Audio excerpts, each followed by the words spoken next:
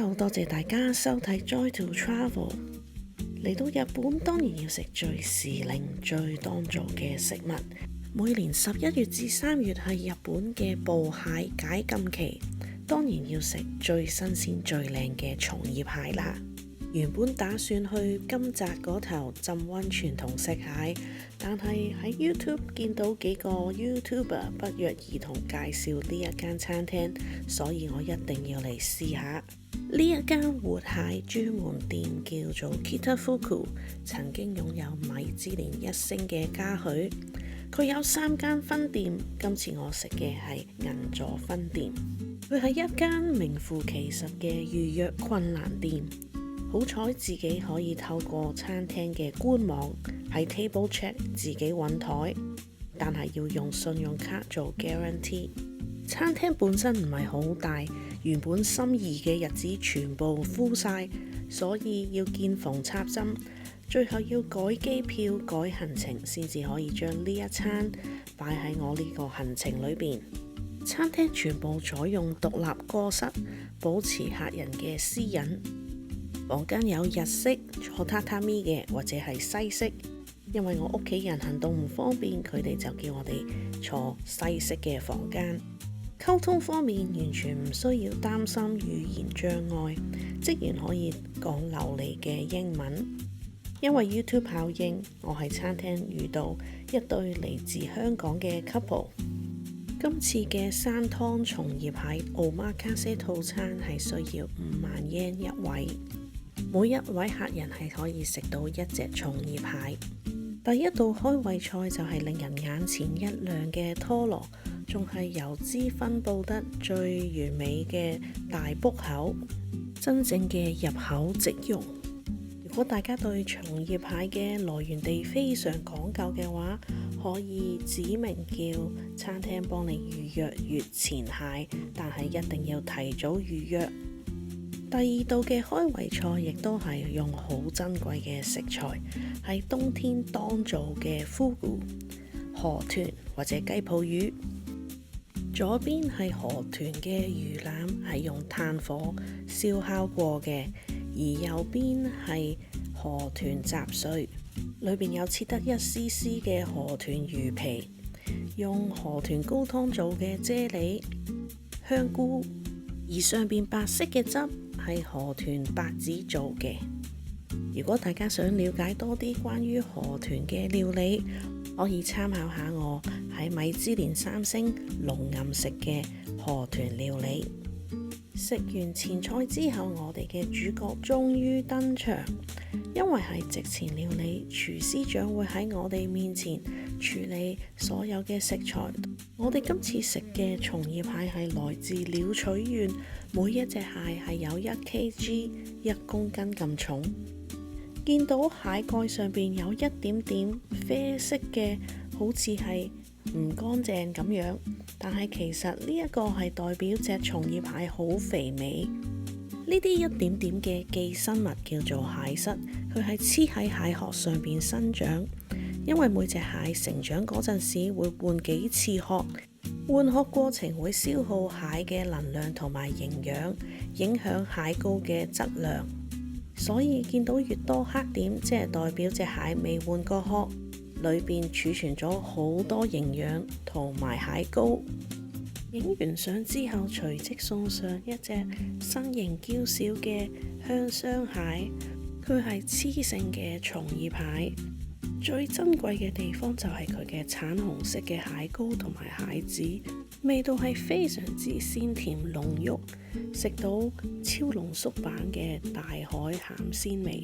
餐廳準備咗2種醬汁，分別係 Sudachi 同埋蟹醋。第一個步驟要先試下原味，直接食唔好點汁，感受一下蟹膏嘅綿滑同埋蟹籽嘅卜卜脆口感。第2啖先至再點蟹醋，利用酸味嚟提升蟹籽嘅鮮甜。香雙蟹嘅捕捉期相對亦都比較短，係由11月至1月份，而松葉蟹可以捕捉到3月。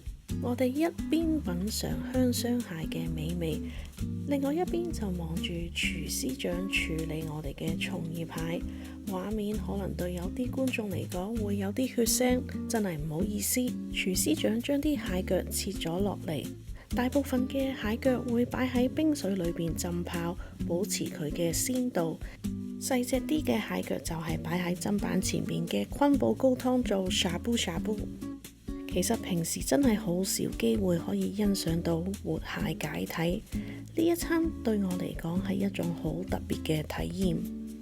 師傅跟住將蟹身同埋蟹腳攞返去廚房做其他嘅料理，我哋就一邊食住香雙蟹嘅蟹膏，一邊望住師傅用佢嗰把好鋒利嘅廚房刀將啲蟹殼片走。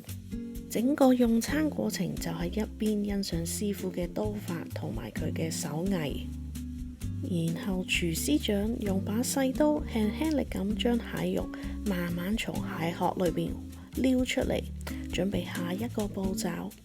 原來師傅要將蟹肉上邊表面嘅紅色薄膜要搣咗佢，然後浸喺冰水裏邊就會有一個爆花嘅效果，蟹肉就會變成一絲絲咁樣，好似繡球花。蟹宴第一道餸就係蟹腳刺身，食佢最原始無添加嘅味道，係最自然嘅風味。美食當前當然要配好靚嘅碟啦，呢隻碟上邊隻蟹畫得好生猛，間接令啲食物變得更加美味。事不宜遲，一手捉住隻蟹腳先影返幅相先，跟住再欣賞蟹腳上邊嘅爆花，再一啖吞落去，一股比較清淡嘅鮮甜味喺口腔裏邊爆炸。口感同阿拉斯加皇帝蟹唔一樣，肉地比較薄身，唔係啖啖肉。蟹肉嘅質地唔夠紮實，係好酥一絲絲嘅口感。突然之間，師傅將一盒北海道嘅馬糞海膽放喺我哋面前，我哋兩個人即刻雙眼發光，話一定要食。所謂美食可遇不可求，有時有錢都買唔到。呢一個海膽係 extra， 要額外收費，遲啲話俾你聽要幾錢。剩翻落嚟嘅蟹腳會用日式昆布高湯以 shabu shabu 刷刷鍋嘅方法喺熱湯裏邊慢慢刷。廚師長會根據蟹腳嘅大細，循序漸進咁用刷刷鍋嘅方式煮蟹腳俾我哋食。根據唔同嘅烹調時間，佢會將蟹腳煮成3分熟、5分熟、7分熟同埋全熟俾我哋食。肉質亦都由好鬆軟水潤嘅 sashimi 去到越嚟越緊緻、越彈牙。我哋唔單止可以明顯感受到口感上邊嘅差別，另外蟹味亦都由清淡變得更加濃郁。調味品方面就比較失色啲，淨係得豉油同埋鹽嚟提味。可能廚師長唔希望我哋嘅味蕾過分疲勞，要我哋味蕾要慢慢咁品嚐到好subtle、好微妙嘅味道差別。但係連續食幾隻味道差唔多嘅蟹腳，真係會令到味覺有飽和感。時間校得啱啱好，馬糞海膽終於上場。配料好簡單，就係一啲鹽、豉油同埋紫菜。亦都因為呢一份海膽味道太過鮮甜，配角冚過主角嘅風采，令松葉蟹大大失色。白灼嘅烹調手法終於告一段落，廚師長為我哋展示其他嘅蟹料理方法。跟住落嚟嘅係炭燒蟹腳，鍾意食 BBQ 嘅朋友千祈唔好錯過。利用備長炭嘅炭火慢慢烤焗蟹腳，蟹肉嘅質地更加變得有彈性。喺烤焗過程當中，蟹肉裏邊啲湯汁變得越嚟越濃縮，炭火嘅香氣同蟹肉嘅鮮甜有互補作用，令到味道提升至另外一個層次。廚師長嘅服務非常之周到，出咗爐之後仲喺我哋面前熱辣辣將啲蟹殼剝走，淨係留返啲肉俾我哋食，口感同味道都有驚喜，好食過shabu shabu。第三種煮法就係天婦羅，值得一讚嘅係佢炸衣非常之薄身，非常之鬆脆，而且啲油吸得好乾淨，一啲都冇油膩感。調味方面，如果有 Nobu 裏邊嘅 Amazу Ponzu， 提味就更加冇得頂啦。第四種煮法係蟹肉可樂餅 Croquette， 通常喺日本街市裏邊買嘅 Croquette 都係用薯蓉做嘅，但係呢一隻係100%蟹肉，真材實料，冇花冇假。蟹宴漸漸接近尾聲，呢一道菜係用味噌同清酒做調味嘅甲螺燒。食過基苑水產嘅話，就會對甲螺燒一啲都唔會陌生。當然今次食嘅甲螺燒味道更上一層樓啦，因為係用活生生嘅松葉蟹拆肉拆膏製成嘅，正中間有一塊六角形嘅蟹心。通常我哋廣東人就覺得寒得滯唔食，但係對日本人嚟講係好補嘅。唔同地方都有文化差異同習俗，食到呢度已經9分飽，唞唔到氣。最後嘅結尾係蟹雜炊，利用蟹肉碎、雞蛋同埋飯煮成嘅粥，熱辣辣用嚟暖胃。所謂妹仔大過主人婆，配菜真係陣容鼎盛，有汁煮和牛、三文魚魚子同埋醬菜，仲有切得好幼細嘅蔥花。出邊天氣又凍，又食咗好寒嘅蟹，飲咗啲粥之後真係覺得好暖心。